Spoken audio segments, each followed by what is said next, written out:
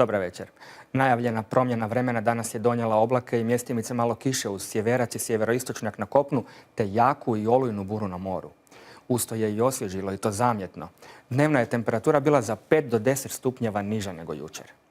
I sutra će oblaci prekrivati nebo iznad Hrvatske te ponegdje donijeti malo kiše. A u najvišem gorju večeras i noćas može biti snijega kojega je bilo i tijekom nedjelje na Zavižanu, a ujutro su pahulje nakratko zalepršale i na Sljemenu. Još će se uvijek iznad našeg područja zadržavati relativno hladan i vlažan zrak, a zbog velike razlike u tlaku između anticiklone na sjeveru i ciklone na jugu još će biti vjetrovito, osobito na moru. U Slavoniji i Baranji tjedan će početi oblačnim vremenom.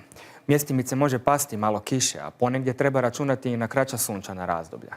Puhat će slab do umjeren sjeverac i sjeveroistočnjak, a temperatura će od najnižih jutarnjih 6 do 9, danju porasti do 14 ili 15 stupnjeva.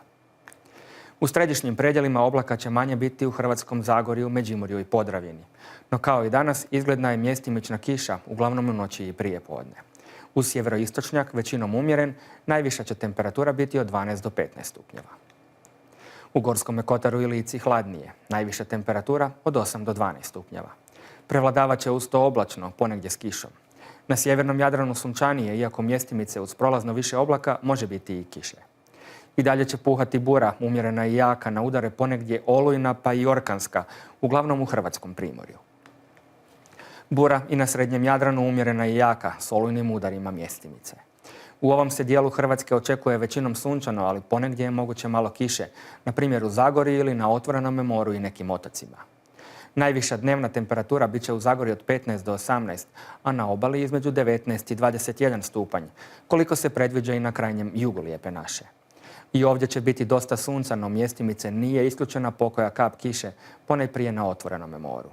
Puhat će bura, umjerena i jaka, ponegdje moguće i s olujnim udarima, a sredinom dana prolazno istočnjak i jugo.